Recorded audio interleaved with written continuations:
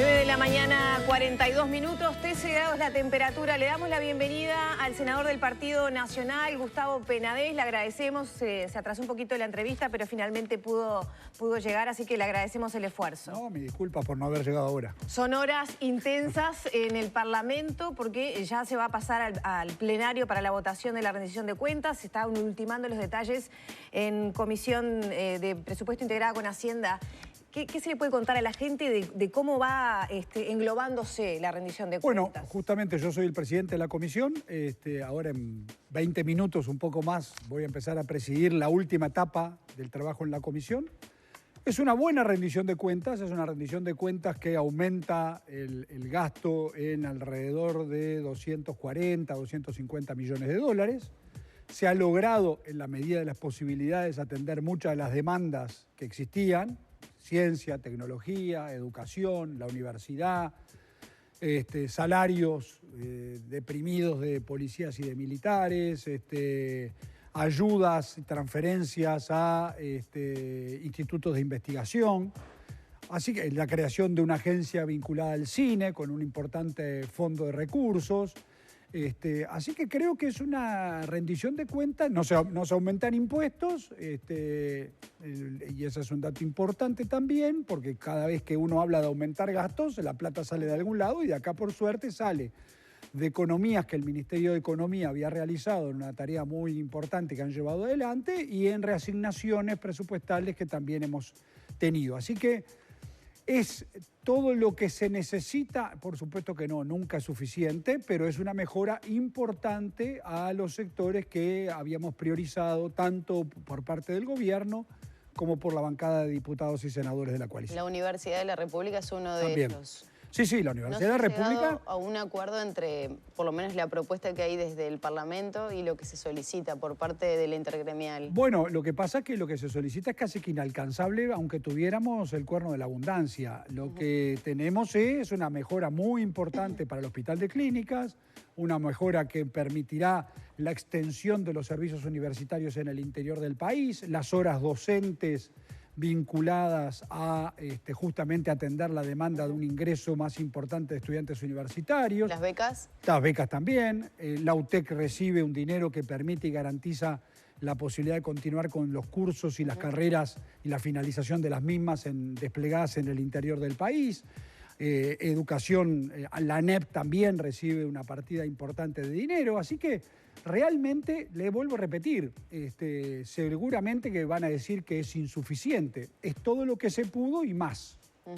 Penades, ¿qué pasa con los impuestos al tabaco que habían estado en discusión? Finalmente, ¿qué se va a hacer con eso? Bueno, ese fue un tema rarísimo, ¿no? Porque... Claro, viene a colación en esta situación del cambio en la normativa o esa llamada flexibilización que ha sido tan discutida. Bueno, ¿no? por eso mismo, acá es todo lo contrario. Acá había un artículo que salió justamente en la Cámara de Diputados que establece el aumento del impuesto sobre, vamos a definir los cigarrillos electrónicos para definir de una manera que el televidente entienda, y recibimos una andanada de críticas brutales de los sectores que salieron a decir que lo que estábamos era justamente sacando impuestos, cuando era todo lo contrario lo que estaba sucediendo, se le estaba poniendo Messi, o sea, se le elevaba en un 70% o hasta en un 70% la carga impositiva de estas nuevas formas de fumar, para decirlo de una forma. Claro, lo que pasa es que se reclama que no se permita la venta, ¿no? Bueno, está prohibida actualmente la comercialización en el país. Bueno, no.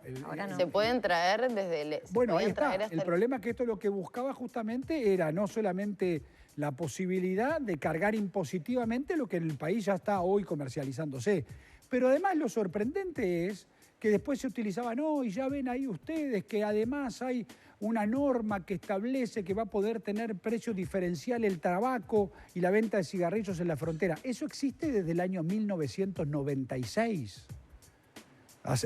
Justamente para tratar de frenar lo que hoy es un problema. Entonces acá tenemos este problema tiene multicausalidades. ¿Alguien duda de que hay que continuar con la lucha antitabaco? Nadie.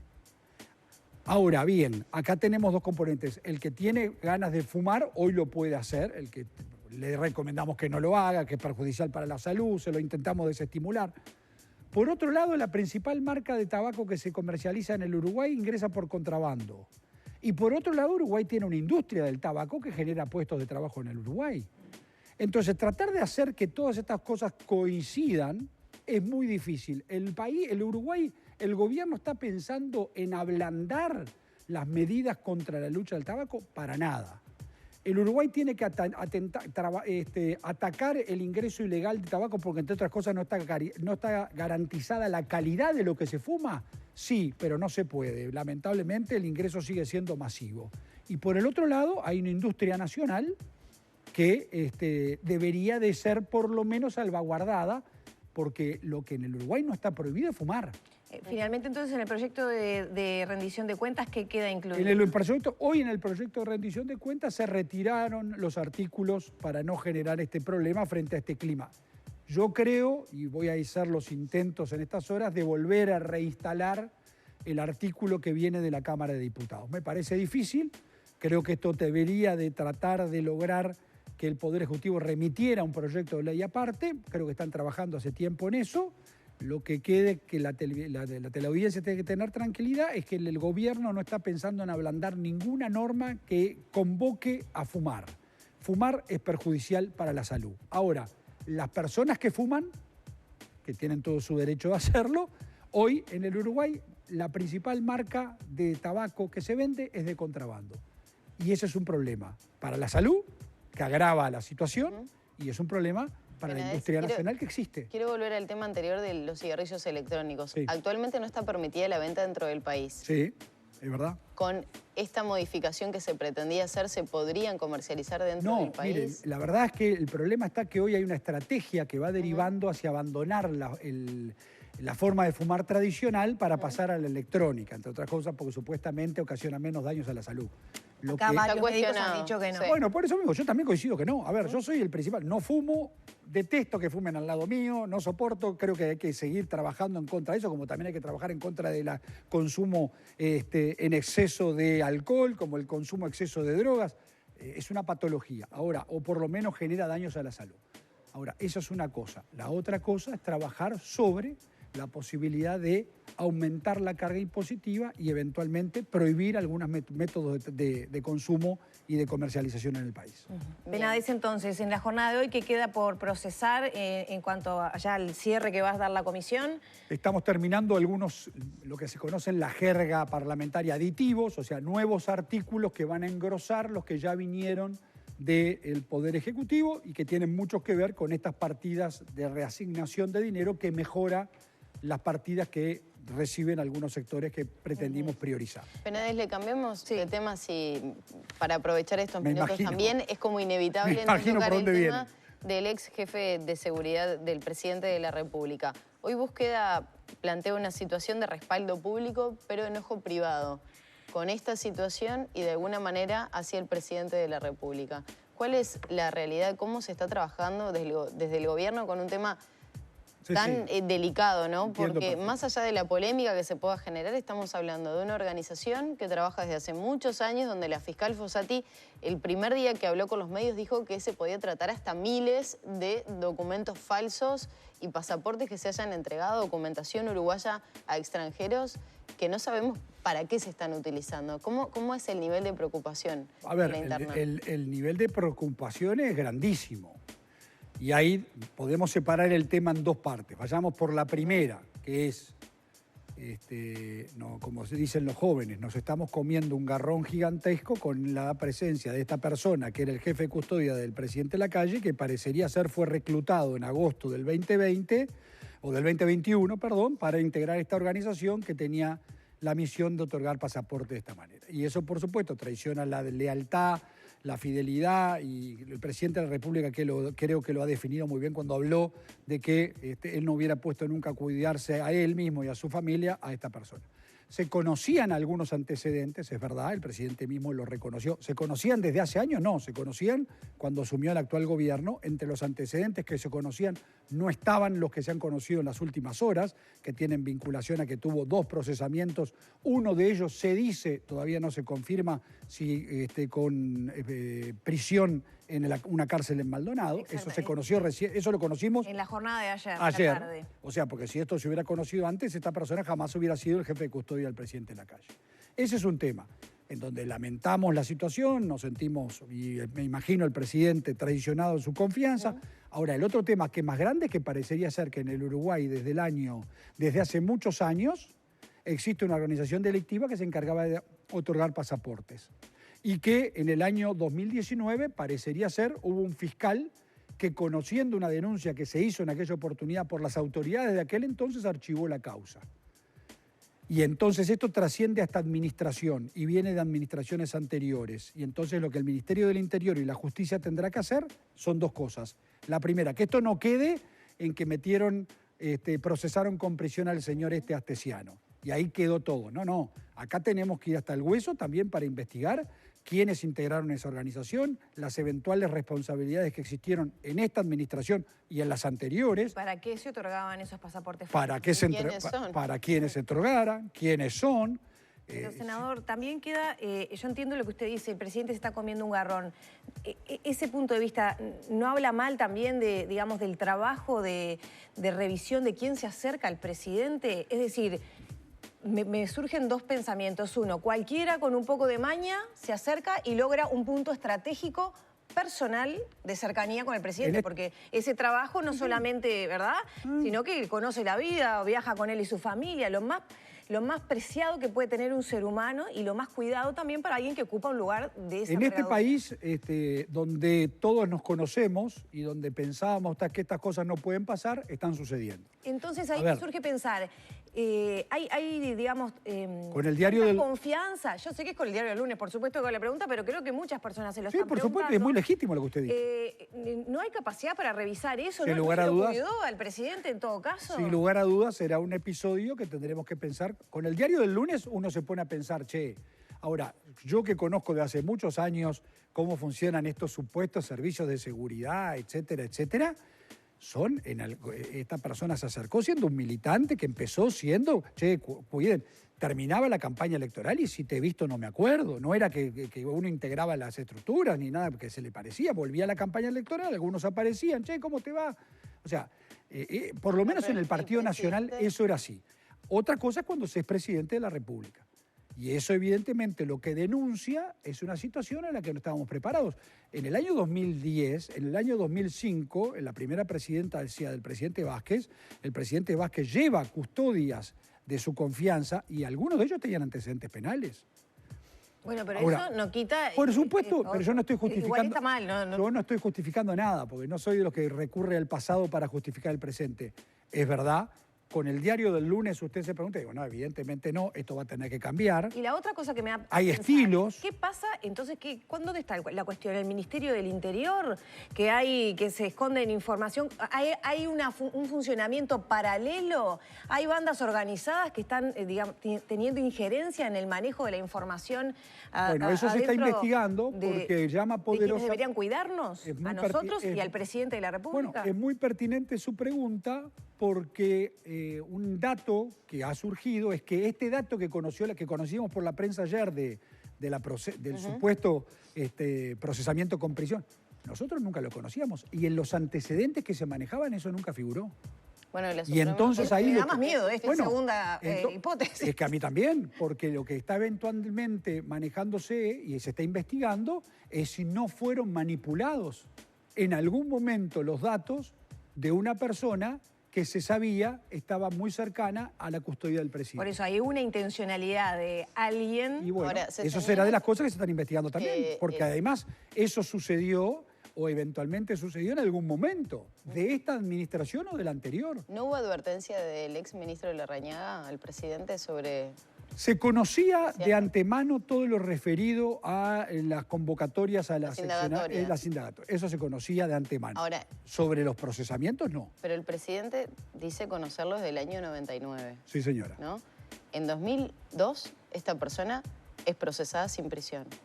El problema en 2014, cuando trabaja la campaña con el actual presidente, donde se pierde las elecciones con Vázquez, también formaba parte de la seguridad y allí también fue procesado. Ahí fue confirmado su procesamiento. Y entonces se desconocía por parte de la mesa. Claro, porque ahí lo que tienen que entender, que es muy difícil de entender, no, obviamente, y hasta de creer, claro, es Lo que pasa que era, la relación no era de permanente, ni siquiera se perdían los rastros de la gente militaba, trabajaba en seguridad. ¿Qué era la seguridad en esa época?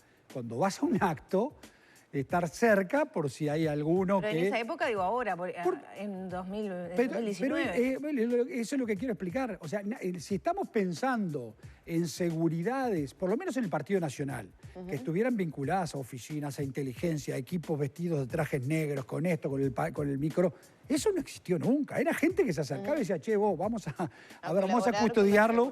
Y ahí se nombraba y se iba, y si era de confianza, ganó. Eso es así. Estaba bien. Ahora, con el diario del lunes, evidentemente, nos hace replantear todo para adelante.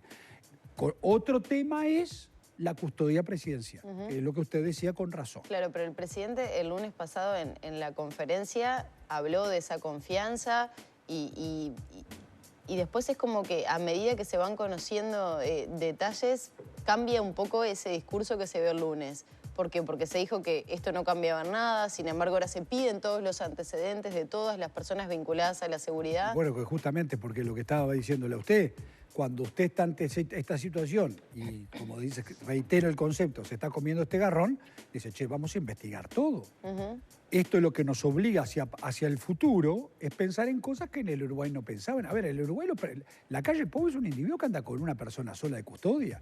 No era el estilo de los presidentes anteriores, que tenían todo su derecho a hacerlo, que usted veía aquella guardia pretoriana que los rodeaba. La calle Pou se baja del auto, se sube al auto, y ahora la primera reacción es yo ya no ando más con custodia, va a andar solo, que evidentemente no lo va a poder hacer. Ahora, ¿qué función cumple dentro de Torre Ejecutiva teniendo una oficina un jefe de seguridad? ¿Qué es lo el que tipo, hace allí? A ver, imagínese usted, Porque yo me imaginaba, presidente, no sé, acompañándolo, no sé, afuera de la oficina, no sé. Pero ahí, ahí tiene que coordinar dos cosas.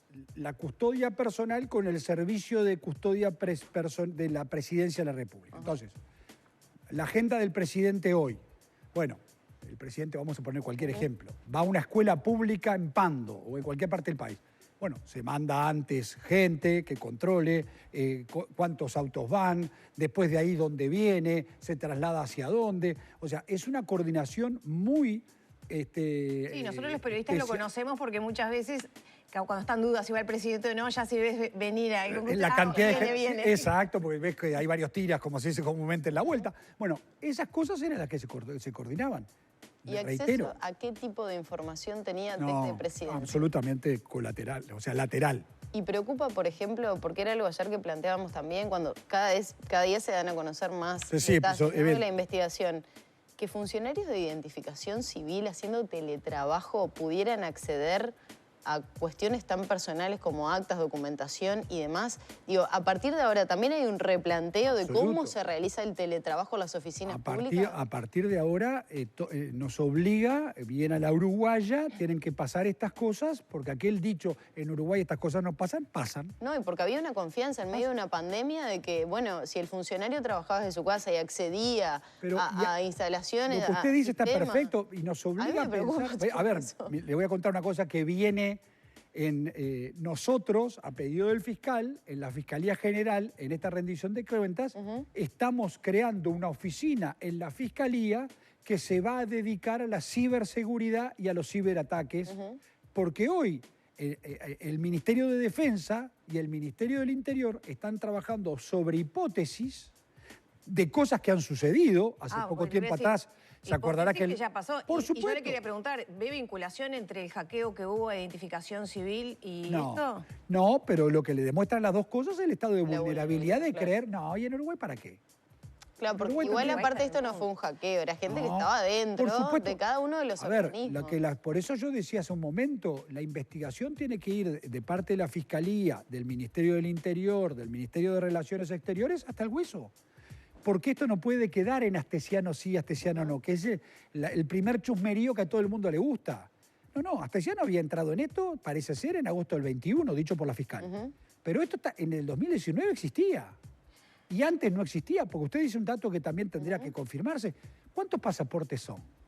Porque empieza, discúlpeme, empieza a surgir otro problema de carácter internacional, que es que yo me imagino algún servicio de inteligencia de algún país estará empezándose a preguntar, che, ¿y esto los rusos para qué lo querían? A mí me preocupa. ¿Es para su abuelita o es para un individuo que con ese pasaporte ingresa a un país y, digo una hipótesis, y realiza tareas de espionaje? Exactamente. O sea, es un tema que tenemos que trabajarlo con mucha seriedad.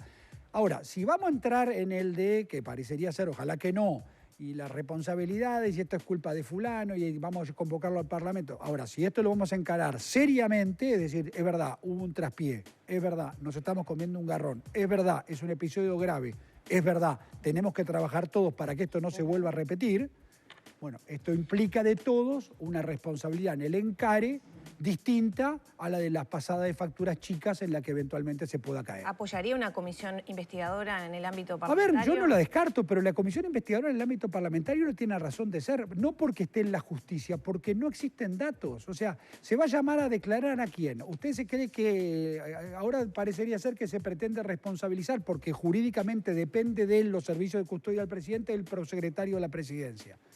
Que se enteró de estas mismas cosas, igual que en el momento del presidente. Ahora, si usted quiere responsabilizarlo políticamente, tiene todo el derecho a hacerlo. Entramos en la pasada de factura chica. Es como que yo dijera, bueno, pero esto vamos a empezar a investigar desde el 2019 o desde el 2018. Entonces eso ya involucra a otra administración. Sí.